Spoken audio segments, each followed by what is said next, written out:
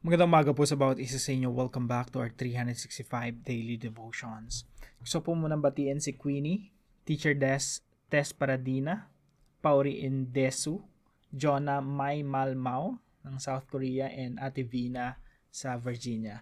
Hello po sa bawat isa sa inyo.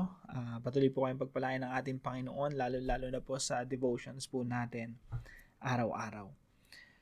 Now, yung devotion po natin ay huling installment po ng series natin about overcoming fear with faith. I hope po nakatulong po itong series natin itong linggo na to, no? Na kung ano man yung takot natin, pangamba natin, malabanan natin, mapagtagumpayan natin sa pamamagitan ng pananampalataya sa ating Diyos na siyang may hawak ng bukas, no? At wala tayong dahilan para matakot as long as nananampalataya tayo sa ating Panginoon. Now, yung pag-uusapan po natin ay patungkol po sa fear of abandonment. Yung takot na iwanan ka ng mahal mo sa buhay.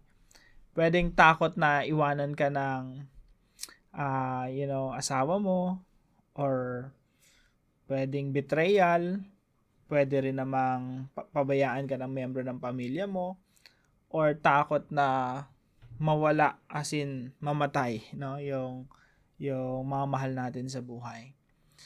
Now, dito po sa Isaiah chapter 43 verse 1, ito po ay mahaba to, maganda po itong mga talatang ito, no? Patungkol po ito sa bayan ng Israel, at dito po sa Isaiah chapter 43, parang love letter po ito. Kung alam lang po natin yung background, kung mas lalong lumalalim tayo sa background ito, mas lalo natin ito maunawaan.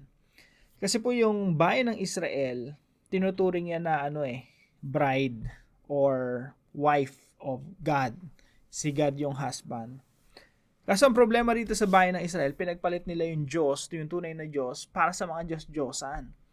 So, sabi ng Panginoon, sige, total, gusto niyo rin naman yung mga Diyos-Diyosan palayasin ko na kayo sa bayan ng Israel, doon na lang kayo sa Babylonia. Doon, maraming Diyos-Diyosan doon. Sige, sambahin nyo kung sino yung Diyos yung gusto nyo. Now, etong bayan ng Israel, syempre, dumanas sila ng pagkabihag. Winasak yung templo nila. Naging bihag sila sa ibang bansa. So, maraming nagtatanong sa kanila, lalo yung mga talagang mananampalataya, Lord, iniwan nyo na ba kami? Inabandon nyo na ba kami? Babalikan nyo pa ba kami? No? So, napakaganda po ng Isaiah chapter 43 kasi makikita mo nyo po dito parang may love triangle yung Israel, yung mga Diyos-Diyosan, tsaka yung tunay na Diyos. Sinasabi niya po dito ng Diyos dito sa Isaiah 43 na yung Israel talaga, yung unang nang iwan. Pero sabi ng Diyos, gusto ko kayong manumbalik, no? Mahal ko kayo. Bumalik kayo sa akin.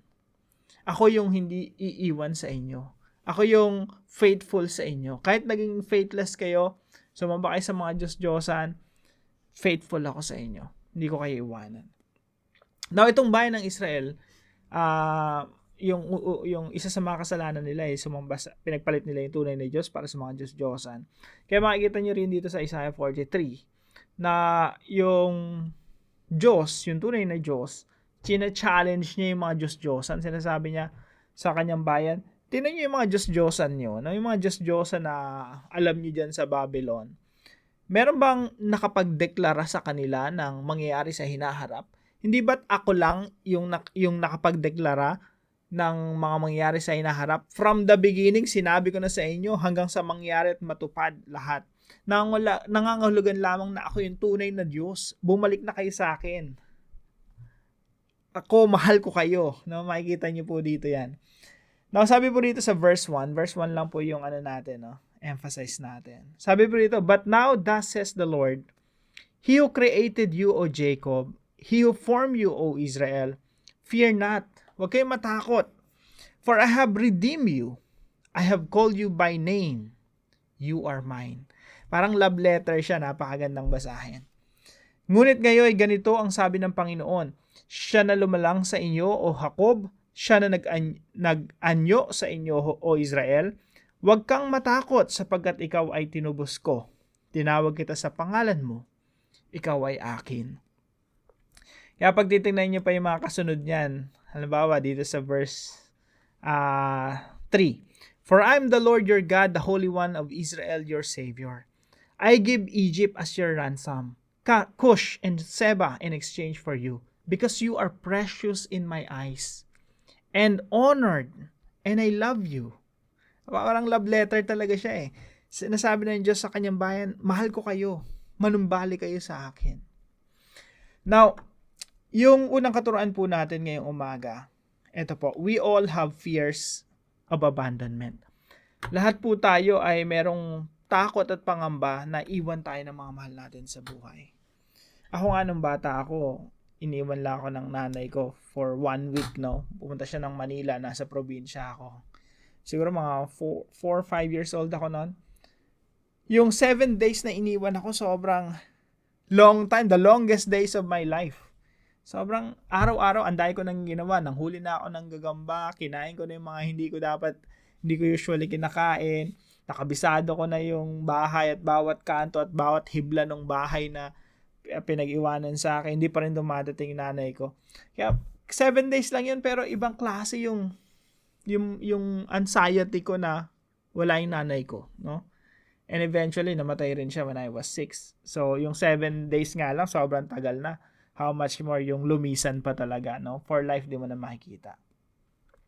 So, lahat tayo may takot sa abandonment. Iwanan ka ng mahal mo sa buhay. Pwedeng lumisan dito sa mundo, pwedeng betrayal, iniwan ka, pinagpalit ka sa iba, or pwedeng pinabayaan ka, no? Lahat tayo may takot na ganong abandonment eh. Sila ang pangamba nila, Lord, iniwan nyo na ba kami? Pinabayaan nyo na ba kami rito sa Babylon talaga? Wala na bang balikan? Hindi na ba maayos yung relasyon natin sa inyo? Yes, tinalikuran namin kayo, pero inabandon niyo na ba kami beyond redemption? Pero dito, makikita nyo po, sinasabi ng Diyos dito, huwag kayong matakot, I have redeemed you. I have called you by name. Hindi ko kayo kinalimutan. You are mine. Napakaganda po, no? So, though we all have fears of abandonment, yung Diyos natin, mga kapatid, hindi tayo iwan. Mahal tayo ng Panginoon. Number 2, we are secure in God's love. Talagang meron tayong security. Sa tao, minsan ang hirap hanapin ng security eh. Pero sa Diyos po, pag minahal ka ng Diyos, mahal ka talaga niya. Walang bawian. Hindi ka niya pababayaan. Hindi ka niya iiwan. Ang maganda sa pag-ibig ng Diyos, pag minahal ka niya, hindi mo na kailangang i-prove yung sarili mo na maging kamahal-mahal. Kasi minahal ka na niya. Now, from the very beginning, because of the Lord Jesus Christ, minahal ka na ng Diyos and you don't have to prove yourself. Talagang inibig ka na ng Diyos alang-alang sa Panginoong Jesucristo. Wala nang bawian yon. Ikaw bilang ganti, magpapakabuting tao ka na lang kasi minahal ka ng Diyos. Number 3 po, we are God's own possession. Tayo po ay pagmamayari na ng Panginoon. Kung paano pagmamayari niya yung bayan ng Israel, sabi dito, I have called you by name, you are mine. Ganun din po yung sinasabi sa atin ng Diyos eh. Russell, ikaw na nakikinig ngayon, no? Sabihin sa'yo ng Diyos, you are mine. Pagmamayari ka ng Diyos. At makikita niyo po yan sa maraming talata sa Biblia, we are God's own possession. Talagang pagmamayari ng Diyos. At pagmamayari ka ng Diyos, minahal ka ng Diyos, di ka niya iiwan, di ka niya bibitawan. Kaya, maganda po ito, no? Basahin natin Isaiah chapter 43, 44, 45 onwards. Makikita niyo po yung lalim ng mga talatang ito. Now, bilang application po, number 1, fall in love with God and be faithful. Yung bayan ng Israel, pinagpalit nila yung Diyos sa mga Diyos-Diyosan, para sa mga Diyos-Diyosan. Pero may inibig pa rin sila ng Diyos. Sa atin po, lalo-lalo alang-alang sa Panginoong Jesucristo na matay para sa atin, meron ditong tingnan natin yung talata rito, no? Sabi dito, because you are precious in my eyes. Sapagkat ikaw ay mahalaga sa aking paningin. Alam niyo po, dahil tayo na kay Kristo na, kung paano tinitingnan ng Diyos si Kristo, ganun niya rin tayo tinitingnan. Kung gaano kamahal ni God the Father si Jesus Christ, ganun din tayo kamahal ng ating Diyos. We are precious in the eyes of God, not because of what we do, not because we can quote unquote we can prove ourselves. Hindi ganoon Minahal niya na tayo because of the Lord Jesus Christ. Now, bilang ganti po, let's fall in love with God. Dahil minahal ka ng Panginoon, natural na lang na mas mai-inlove ka sa Diyos eh. You will fall in love. And I encourage you to keep falling in love with God. Paano ka mai-inlove sa Panginoon? The more mo siya nakikilala, the more mo nakikilala ang Panginoong Jesucristo, the more mo nalalaman, nauunawaan kung anong ginawa ni Jesus Christ para sa atin, mas lalo kang mai-inlove sa Kanya. So let's keep falling in love with God. And be faithful. Huwag po nating ipagpalitan Diyos kung paano pinagpalit ng mga Israelita ang ating Diyos. Siya po yung faithful lover natin. Kaya tayo rin po maging tapat sa ating Diyos. Number 2 po, let's find security in God our Redeemer. Again, yung security po ang hirap hanapin sa tao eh. Yung nagliligawan nga eh. No? Talagang punong-puno ng pagmamahalan. 16 hours nag-uusap sa telepono. No? Kinikilig araw-araw. Hindi makatiis ng hindi makausap yung nanliligaw or nililigawan. No? Pero later on, people change. Yung dating object of love, nagiging object of hatred. Yung dating mahal na mahal mo, sinisigawan mo na ngayon. No? Kinamumuhian mo ngayon. Kinakainisan mo na ngayon. People change. Pero yung Diyos po hindi nagbabago eh. Yung pag-ibig niya sa atin, hindi nagmamaliw. At kahit po nagkasala tayo, alang-alang sa Panginoong Jesucristo, yung pag-ibig niya sa atin, hindi nagbabago. So we can find security in God, our Redeemer. Siya po yung ating manunubos. At yung security mo, pag yung security mo nasa Diyos, secure ka na rin. You can also give the same security to other people. Parang umaagos yan eh. Lord, secure ako sa inyo. Kaya ako, pag nagmahal sa ibang tao, nag-uugat sa Diyos, nagmamahal ka na rin kung paano nagmamahal yung Diyos. So, find security in God, our Redeemer. And number 3 po, forgive those who abandon us. Ikaw ba yung isang tao na pinabayaan?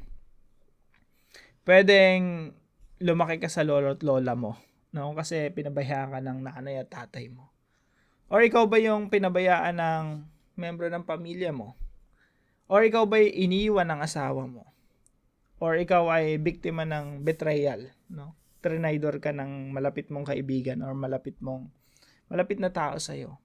Patawarin mo na 'yon, no? Forgive those who have abandoned us. Kasi tayo rin naman iniiwan natin si Lord eh. No, paano pinagpalit ng mga Israelita si Lord? Minsan ganun din naman tayo. Pero yung Diyos, hindi tayo iniwan. Hindi tayo pinabayaan. Ganda nga ng verse sa Hebrews chapter 13 verse 5 eh. Never will I leave you, never will I forsake you. Sa anumang paraan ay hindi kita iiwan o pababayaan man. Ganyan ang pag-ibig sa atin ng Diyos. Ganyan ang malasakit sa atin ng Diyos. Hindi tayo iniwan, hindi tayo pinabayaan, hindi tayo inabandona. At dahil alang-alang sa pag-ibig ng Diyos sa atin, let's forgive those who have abandoned us. Yung mga nag-traitor sa atin, mga nang-iwan sa atin, patawarin na natin sila. So, 3 lang po sa maraming mga applications na mula sa mga talatang ito. Number 1, fall in love with God and be faithful. Find security in God, our Redeemer. Forgive those who have abandoned us. Now, at of course, pag binasa natin Isaiah 43, 44, makikita nyo ang dami nating matututunan sa mga talatang ito. Now, para po sa ating discussion, why should we desire to keep falling in love with God? Bakit ba dapat yung desire natin, Lord, gusto ko mas ma-inlove pa sa'yo araw-araw. Mas higit yung pagmamahal ko sa inyo ngayon kaysa kahapon, no? Bakit ganon? Bakit yun ang maging dapat? So, why should we desire to keep falling in love with God? Again, isang paalala lang po, no? Kung gusto mong ma-inlove sa Panginoon, kilalanin mo siya.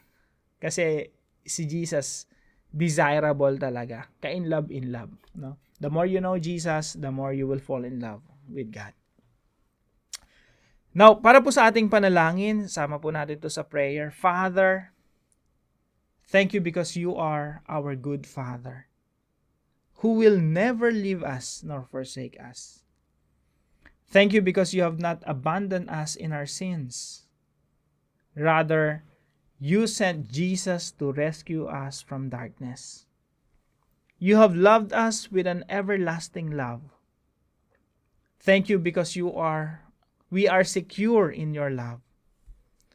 Please teach us to love you back and to be faithful. Teach us to forgive those who have abandoned us and betrayed us. We pray this in Jesus' name. Amen and amen. Salamat po sa katuwang natin sa devotion natin na ito, si Sister Divine. Patuloy kang pagpalain ng Panginoon at maranasan mo yung kanyang mayamang biyaya. At kung meron po kayo natutunan sa devotion natin na ito, ipalam nyo lang po sa comment section right below this video. And please don't forget to share this devotion to your family and friends. Yan lamang po, pagpalain po kayo ng ating Panginoon. See you po tomorrow 5 a.m. dito sa ating daily devotion.